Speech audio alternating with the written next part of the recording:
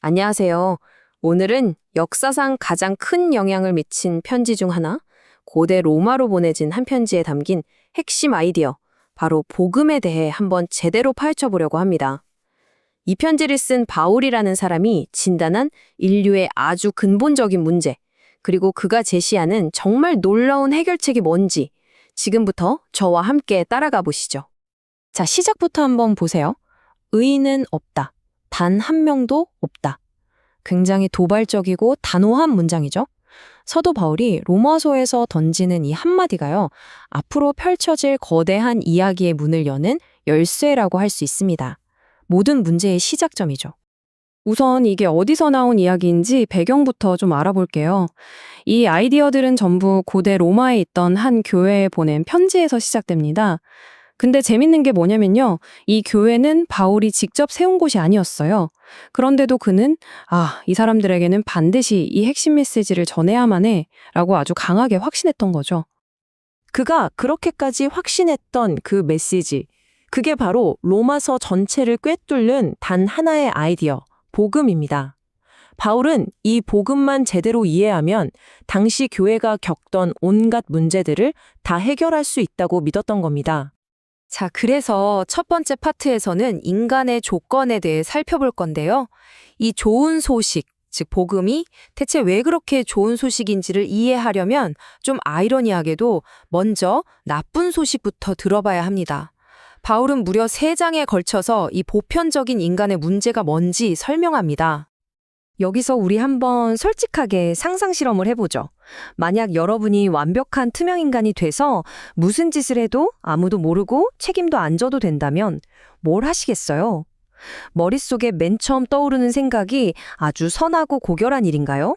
아니면 좀 더 개인적인 욕망에 가까운 건가요? 그럼 질문을 좀 바꿔서 다른 사람에게 적용해 볼까요? 만약 누구도 통제할 수 없는 엄청난 초능력자가 나타났다고 해봐요. 여러분은 그 사람이 영웅이 될 거라고 기대하세요? 아니면 인류의 재앙이 될 거라고 걱정하세요? 어떠세요? 우리는 본능적으로 인간의 본성을 어떻게 보고 있는 걸까요? 바로 이런 생각들이 바울이 말하려는 핵심으로 이어집니다. 그러니까 우리가 내 인생의 주인은 나야 라고 외치면서 완전한 자유를 추구할 때 오히려 우리 자신의 끝없는 욕망에 발목 잡히는 노예가 되어버린다는 그런 역설이죠. 바울은 로마서 1장에서 이걸 정말 적나라하게 보여주는데요. 인간이 자기 자신을 최고의 권위에 놓을 때 나타나는 결과들이라면서 이런 것들을 쭉 나열합니다. 불의, 악의, 탐욕, 시기, 살인, 분쟁, 사기, 비방, 교만. 정말 끔찍하죠? 그리고 결론을 이렇게 내립니다. 결국 배경이 어떻든 출신이 어떻든 예외 없이 모두가 똑같은 상황에 처해 있다는 상당히 암울한 진단이죠.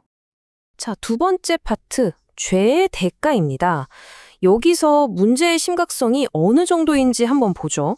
이렇게 인간의 상태를 진단하고 나서 바울은 아주 명확하고 어떻게 보면 무서운 결론을 딱 선언해버립니다. 바로 이겁니다. 죄의 싹은 사망이다. 이게 그냥 비유적인 표현이 아니고요.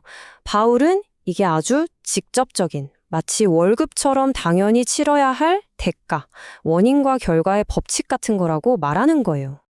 좀 절망적으로 들리죠? 근데 바울은 바로 이 지점에서 시작해야 한다고 말합니다. 왜냐하면 문제가 얼마나 심각한지 알아야 그 해결책이 얼마나 대단한 건지 비로소 깨달을 수 있으니까요.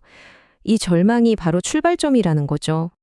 자, 그럼 이제 드디어 세 번째 파트 승리의 선포입니다. 여기서부터 분위기가 완전히 바뀝니다. 지금까지의 암울한 진단에서 이제 희망적인 해결책으로 넘어가는 이 이야기의 하이라이트라고 할 수 있죠. 여기서 진짜 재밌는 사실이 하나 있는데요. 우리가 복음하면 보통 종교적인 단어로 생각하잖아요. 근데 원래 이 단어 그리스어로 유앙겔리오는요, 그런 뜻이 아니었어요. 이건 당시 로마 제국에서 왕이 전쟁에서 이겼을 때 왕이 승리했다고 외치는 아주 정치적이고 군사적인 용어였던 거죠. 승전보, 바로 그겁니다.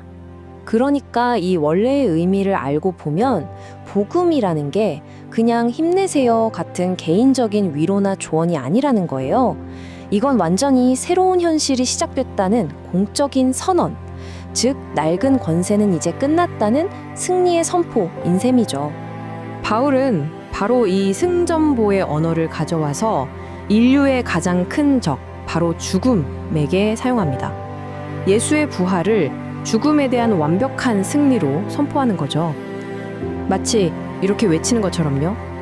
사망이 삼켜졌다. 죽음아, 너의 승리가 도대체 어디 있느냐? 이 구절을 보면 그 승리의 그림이 더 선명해져요. 승리한 왕이 패배한 적들을 어떻게 다루는지 보여주거든요. 한때 세상을 쥐고 흔들던 모든 권력들을 완전히 무장해제시켜서 사람들 앞에서 망신을 줬다는 거예요. 이건 그냥 이겼다는 게 아니라 압도적인 승리를 의미하는 거죠. 그래서 핵심은 바로 이거예요. 일종의 체제 전환 같은 겁니다. 이전에는 죄와 사망의 법이라는 시스템 아래서 살았다면 이제는 생명의 성령의 법이라는 완전히 새로운 시스템으로 옮겨가서 해방되었다는 거죠. 복음이 바로 이 엄청난 전환을 선포하는 거고요. 자, 그럼 마지막 파트입니다. 새로운 종류의 자유. 이제 가장 중요한 질문을 던져볼 시간이죠. 그래서 뭐 어쩌라고? 새로운 왕이 이겼다는 게 우리 삶이랑 도대체 무슨 상관이냐는 겁니다. 이제 우리는 어떻게 살아야 할까요? 바울은 이 좋은 소식을 받아들이는 걸 이렇게 설명해요. 마치 주인을 바꾸는 것과 같다는 거죠. 이전에는 우리를 파멸로 이끌던 주인을 섬겼다면 이제는 우리에게 생명을 주는 새로운 주인에게 충성을 맹세하는 겁니다. 실제로 바울이 로마서 맨 처음에 자기를 어떻게 소개하는지 보면 이게 딱 드러나요. 나는 자유로운 사람 바울이다가 아니라 예수 그리스도의 종 바울은 이라고 하거든요. 이 새로운 왕의 종이 된 것을 오히려 자랑스럽게 여기는 거죠. 그럼 이 새로운 왕국에서는 어떤 법을 따라야 할까요? 막 두꺼운 법전이 있고 복잡한 규칙이 있는 게 아니에요. 이 왕국은 딱 하나의 아주 근본적인 원칙 위에 세워져 있습니다. 바로 예수가 직접 준 새 계명이죠. 바로 이겁니다. 서로 사랑하라. 어떻게 보면 단순하지만 정말 깊은 뜻을 담고 있죠. 이게 바로 새로운 왕의 나라에서 살아가는 시민들이 지켜야 할 가장 중요하고 유일한 법인 셈입니다. 자, 그래서 마지막으로 이 질문을 여러분께 남겨두고 싶습니다. 만약 복음이 정말 새로운 왕의 승리를 선포하는 거라면 그 왕국의 시민으로 살아간다는 건 과연 뭘 의미하는 걸까요? 이 승전보가 그냥 옛날 이야기가 아니라 바로 지금 나의 현실이라고 받아들인다면 우리 삶은 어떻게 달라질까요?